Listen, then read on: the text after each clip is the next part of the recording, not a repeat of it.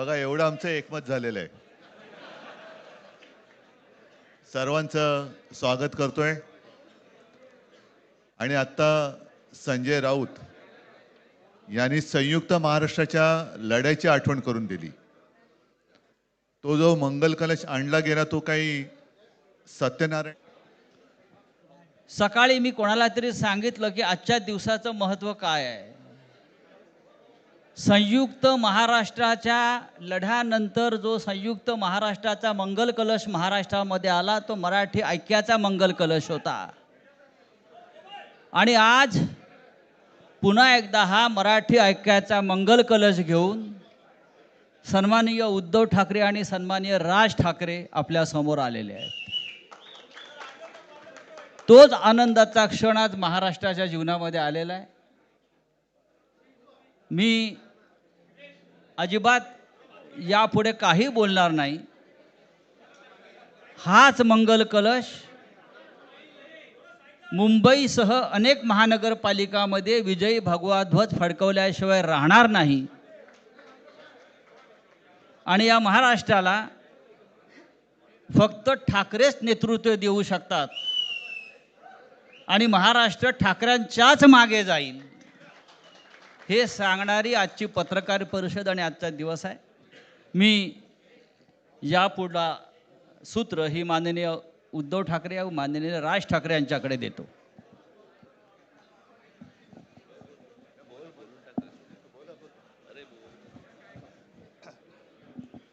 बघा एवढं आमचं एकमत झालेलं आहे.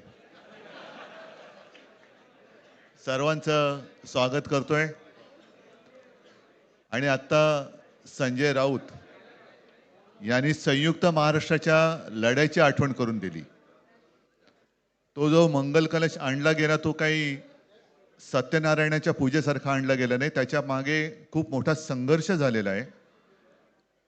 105 107 किंवा त्याहूनही जास्त मराठी माणसांनी बलिदान देऊन मुंबई महाराष्ट्राला मिळवून दिली.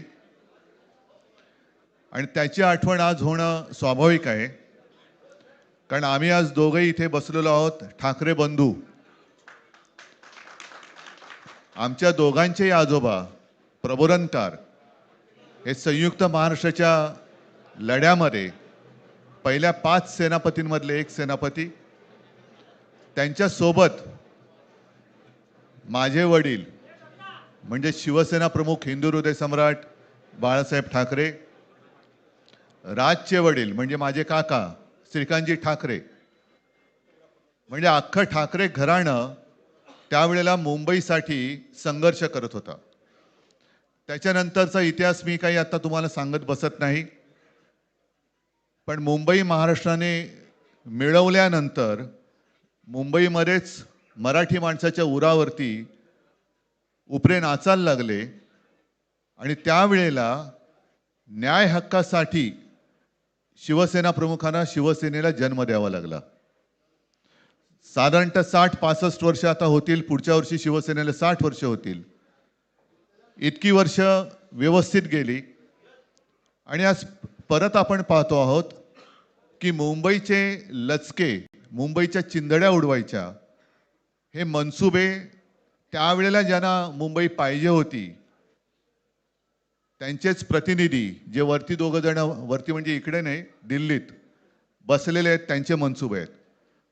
आणि आत्ता जर का आपण भांडत राहिलो तर मग तो जो काय संघर्ष, ते जे काय हुतात्मा स्मारक आहे त्याचा मोठा अपमान होईल. आज आम्ही आमचं कर्तव्य म्हणून एकत्र आलेलो आहोत. आणि मी मागेच म्हटलं एकत्र आलो आहोत ते एकत्र राहण्यासाठी.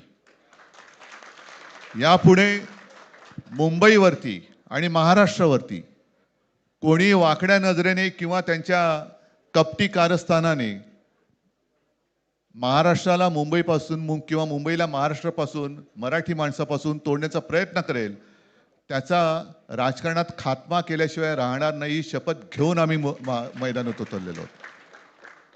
उत्साह अमाप आहे. मी तुमच्या सर्वांच्या माध्यमातून, मला कल्पना आहे की आज केवळ महाराष्ट्रच नाही तर अख्खा देश बघतोय. मी सर्वांना विनंती करतोय, आवाहन करतोय आणि एक सूचना सुद्धा करतोय. कारण मागे विधानसभेच्या वेळेला भारतीय जनता पक्षाने जो एक अपप्रचार केला होता, बटेंगे तो कटेंगे, तसंच मी मराठी माणसाला सांगतोय की आता जर का चुकाल तर संपाल, आता जर का फुटाल तर पूर्णपणे संपून जाल. म्हणून परत एकदा तुटू नका, फुटू नका आणि मराठीचा वसा टाकू नका, हाच एक संदेश मी आमच्या आज दोघांच्या युतीच्या निमित्ताने संपूर्ण महाराष्ट्राला देतो आहे. आणि मला खात्री आहे की मराठी माणूस हा सहसा कोणाच्या वाटेला जात नाही, पण त्याच्या वाटेला जर का कोणी आलाच तर त्याला परत जाऊ देत नाही. मी सगळ्यांना परत मनापासून धन्यवाद देतो. आणि राज,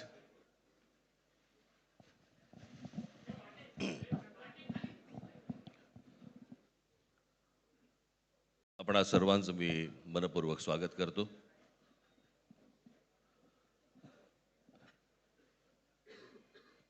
जे काय बाकी बोलायचं आहे ते सगळं जाहीर सभा जेव्हा सुरू होतील त्यावेळेला बोलूच आम्ही.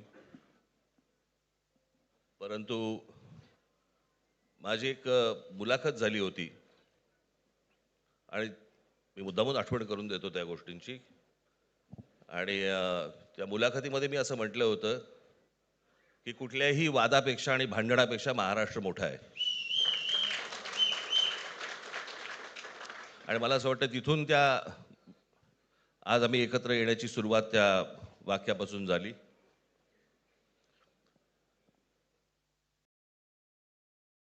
कोण किती जागा लढवणार, आकडा काय, हा नाही सांगणार तुम्हाला.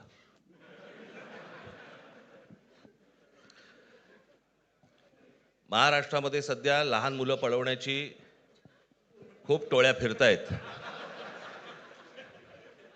त्याच्यामध्ये 2 टोळ्या अजून जास्ती ॲड झालेल्या आहेत. ते राजकीय पक्षांमधली मुलं पळवतात आणि जे निवडणुका लढवणार आहेत त्या लढवणाऱ्या सर्व उमेदवारांना दोन्ही पक्षांकडनं उमेदवारी दिली जाईल. ती कधी भरायची, केव्हा भरायची ते आपल्याला कळवलं जाईल. आज फक्त आपल्या समोर एकच गोष्ट मी आपल्याला सांगू इच्छितो की बरेच दिवस ज्याची प्रतीक्षा महाराष्ट्र करत होता, ती शिवसेना आणि महाराष्ट्र नवनिर्माण सेनेची युती झाली, हे आज आम्ही आपल्याला जाहीर करत आहोत.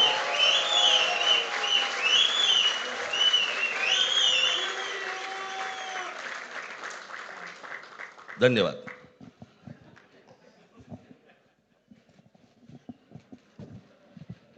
आकड्याचा खेळ संपला ते बरं झालं. नाही, आकड्यांचा खेळ आता सांगायचं नाही.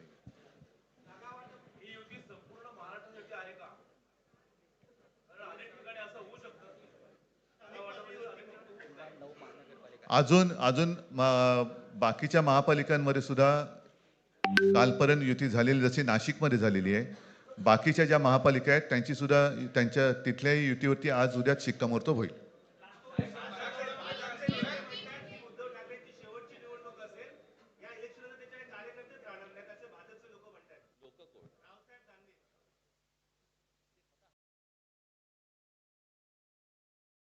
त्यांच्यावरती प्रतिक्रिया देण्याच्या तरी पातळीचे राहिलेत का ते? त्याला त्यांच्या पक्षात सुद्धा कोण विचारत नाही. जाऊ दे. मला असं वाटतं की उत्तरं देवांना द्यावीत, दानवांना नाहीत.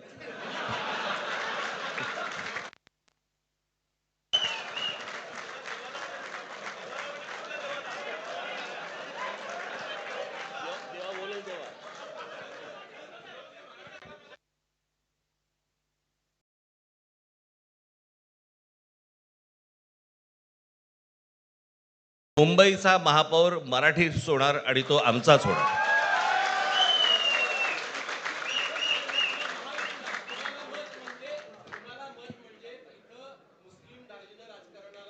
मला असं वाटतं की एक मुख्यमंत्र्यांचा व्हिडिओ पण फिरतोय ज्याच्यामध्ये ते अल्ला हाफिज असं बोललेत, बरोबर ना? तर या गोष्टी त्यांनी सांगू नयेत. माझ्याकडे खूप व्हिडिओज आहेत.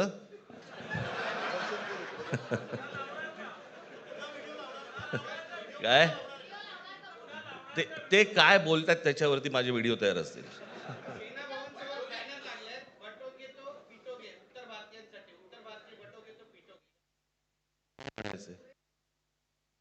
काय म्हणायचं त्याच्यावरती? सगळ्यावर कसं बोलायचं रे?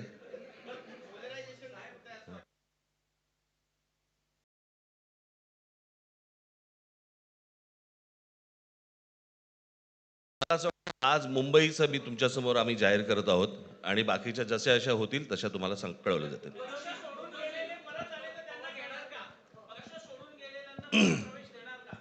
मग कोण गेलेत?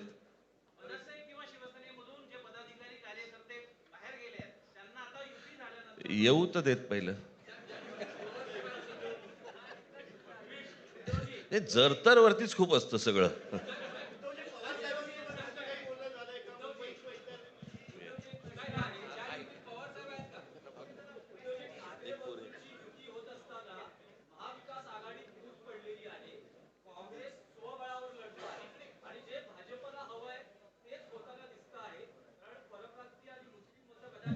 आ- भाजपला काय हवंय ते भाजपने पाहावं. मराठी माणसाला काय पाहिजे ते आम्ही पाहतो.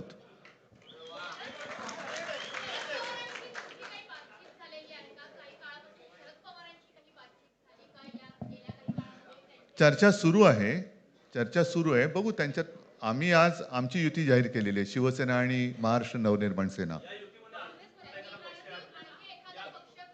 जे जे महाराष्ट्र प्रेमी आहेत त्याच्यात काही भाजपातले सुद्धा अस्सल मराठी आहेत, ते सुद्धा येऊ शकतात. ही महाराष्ट्र रक्षणासाठी महाराष्ट्र प्रेमींची युती आहे. त्याच्यात काही जण भाजपमध्ये सुद्धा आहेत, त्याने हे जे काही चालले ते पाहवत नाहीये किंवा सहन होत नाहीये, ते सुद्धा येऊ शकतात.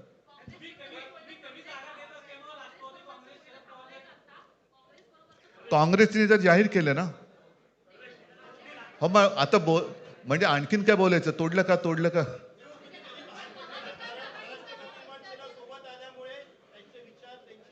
बघा, मला बाकी कोण काय म्हणते त्याच्याशी काही कर्तव्य नाही. मी परत एकदा सांगितलं, महाराष्ट्राला आणि मराठी माणसाला काय पाहिजे ते आम्ही दोघं बघतो.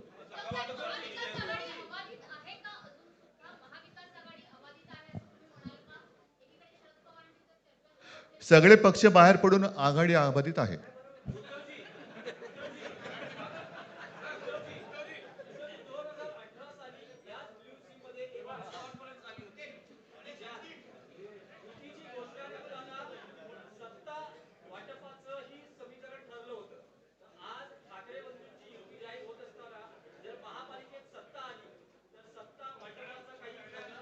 त्यावेळेला आम्ही हा निर्णय जाहीर केला होता आणि नंतर काय झालं तुम्हाला माहिती आहे.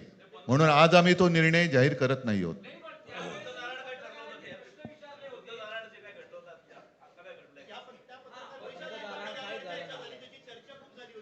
आता आमचं दोघांचंच घर आहे ना, दार बंद कशाला करायचं? ठीक आहे, चला. मला असं वाटतं बाकीच्या प्रश्न आता काही तसं काही नाहीये. निवडणुकीपूर्वी अरे झालेलं आहे ना जागा वाटप. माझी निघताना फक्त एकच छोटी विनंती आहे. ज्यांचं मुंबईवरती, महाराष्ट्रावरती, मराठी माणसावरती प्रेम आहे, अशा सर्व माझ्या पत्रकार बांधवांना, भगिनींना माझी विनंती आहे की आमच्या पाठीमागे उभे राहा. धन्यवाद.